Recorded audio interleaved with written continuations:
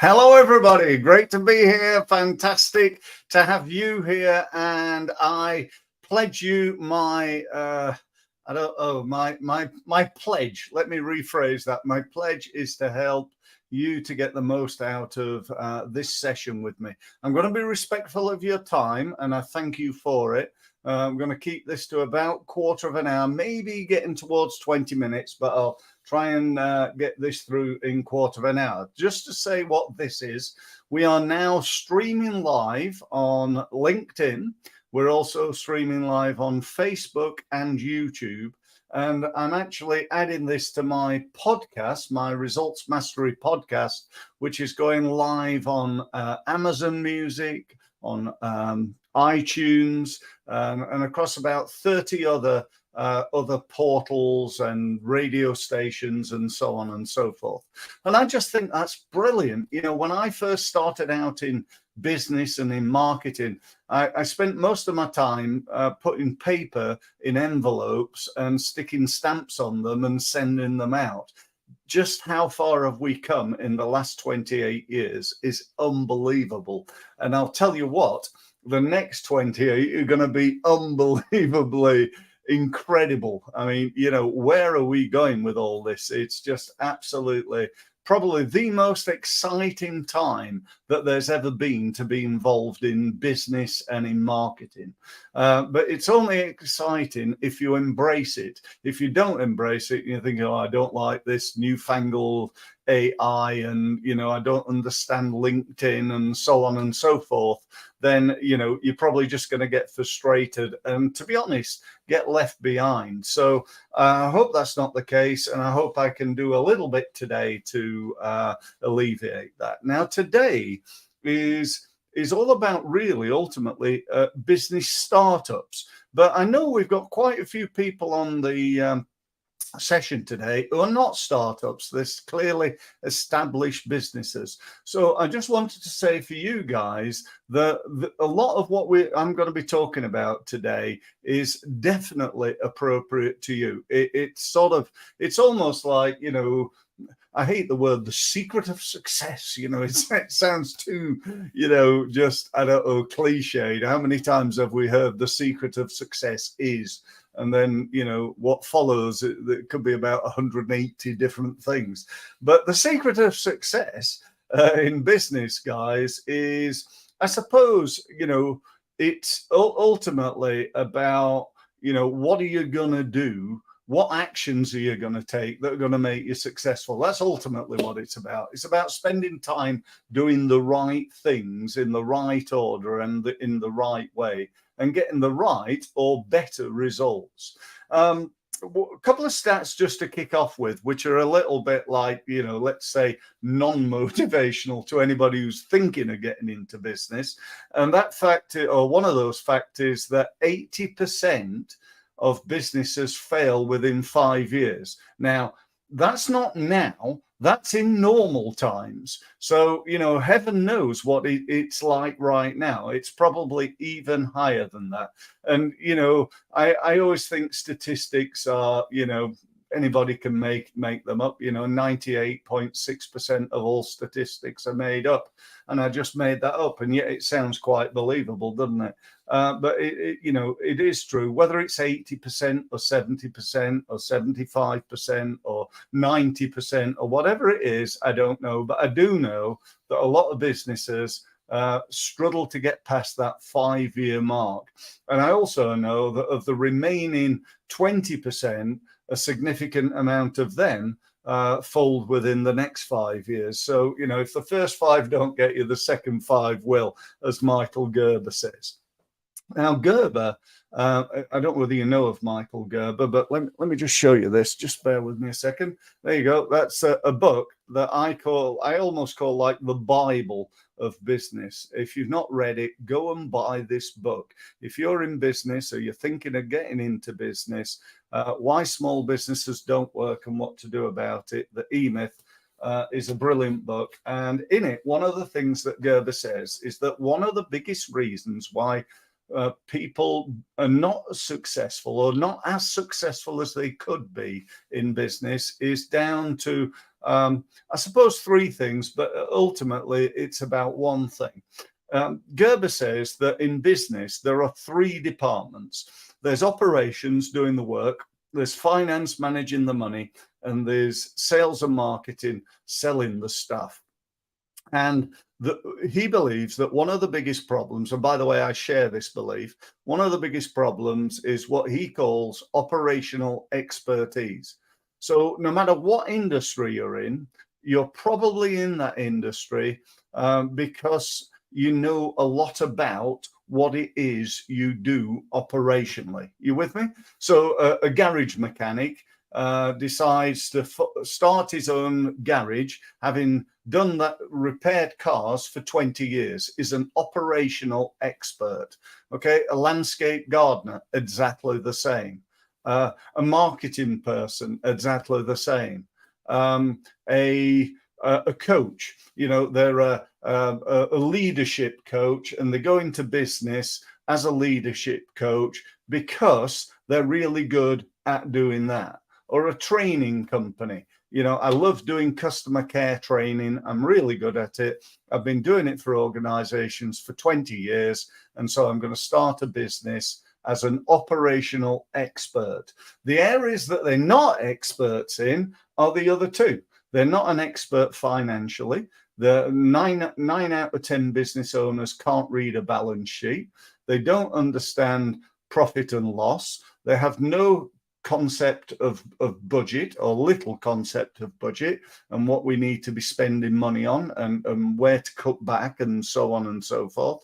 And so they finish up financially, let's just say, not as effective as they could be. Yeah, they've got an accountant, and hopefully they've got a good one, but often they don't know really whether their accountant's a good one, an okay one, or a poor one.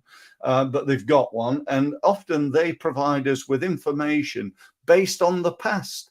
And often, if you're just doing things like, you know, end of year accounts, if you know your accountant's job is to do end of year accounts, they're telling you basically how well you did 18 months to 6 months ago, not how good you're doing now and what you're going to do going forward with your cash projection. So there are lots of things that we need to learn on the financial side of the business. Now, the other side of the business is marketing. You know, if you're not any good at marketing, if you're not any good at selling, in other words, I call that not marketing and selling, because I don't know, marketing, people tend to think, oh, marketing, that costs me money. No, it's not about that for me anyway. And my clients, by the way, it's about lead generation. That's what marketing is. It's not about brand awareness. I'm not Coca-Cola. I'm not Apple, you know, and small businesses that I work with are not like that. What this is about is how many leads do you get ultimately? This is about results, you know. So if you're going to be, you know, run a successful business, if you sell lots of products or services and at a profitable rate, you're going to be successful. And if you don't, you won't. It's as simple as that. It really is. You know, business is not easy, but it is simple. And if you make loads of sales, you'll be successful. And if you're rubbish at selling, and you don't like selling, and you don't like marketing, and you rely on referrals and a bit of networking, then you're going to struggle. It's as simple as that. And I see businesses all the time at networking events telling me how great networking is, and yet they're, you know, probably turning over less than 50 grand a year. That's why they're at networking events. So anyway, you know, you might want to think about that. So if we've got to be good at sales and marketing, let's just say that we need to improve how good we are at it. You know, it's no use, I don't think, just going, oh, well, I'll outsource that. You know, there are certain things that it makes total sense that you want to outsource. You know, if you're doing something like, I don't know, remarketing, Google advertising, stuff like that, which is a little bit complex, shall we say, it might be worth your while learning enough to know what good looks like and then outsourcing it to somebody else. So that's really what I think you need to do. So you need to be, as a business owner, you need to spend time becoming better at it. That's really my message to you. As a startup business owner, you need to invest a significant amount of time, if you've not already done so, in becoming better at marketing. Because that's where all the leverage is. That's where all the profit is. If you don't market your business as effectively as you could, and you're not working on improving your results every day, then you're underselling yourself. Those leads, people say to me all the time, they say things like, do you know what, Steve? I don't really do much marketing. We get business from word of mouth and from going networking, and I do a little bit on LinkedIn. And I say, oh, what's happening to all the people who are making inquiries for what you do on Google? And they look at me and they go, well, I don't know. Well, I do. I'll tell them. They're all going to your competitors. If you were looking, let me ask you a question. If you were looking for you, in other words, somebody that does what you do, where would you go? Where would you go? I'll tell you where I'd go. If I was looking for someone like me, I'd go, do I know anybody? Is there anybody that I know that could recommend somebody who does what I do? And if not, I'd go Google. I might go LinkedIn, but I'd probably go to Google. If I needed help I needed an IT person, if I needed a new phone, if I needed almost anything for my business right now, that I don't already know a supplier, or they've not emailed me, or, and even if I do get an email from an IT company, I might respond to them, but I might also look at their, go and see if I can find somebody who is an expert on Google. So, we need to use this stuff. And as I said, the way the world's changing now, now is the time to make sure that you're up to date, because if you're not, you're just going to fall behind, and you're going to get further and further behind. The old saying that if you always do what you've always done, then you'll always get what you've always got. I'm not sure who said that, but I think it was said like, a Xeon years ago in the 50s or something. Some, business expert said it, and it's been repeated many times. But I'm here to tell you here and now that is no longer applicable. That doesn't work. If you always do what you've always done, you're not even going to get what you've always got going forward, because the world has changed. It's changed so much since COVID, and it's just going to continue to do that. For me, it's almost a full-time job keeping up to date. I found something 2 days ago now.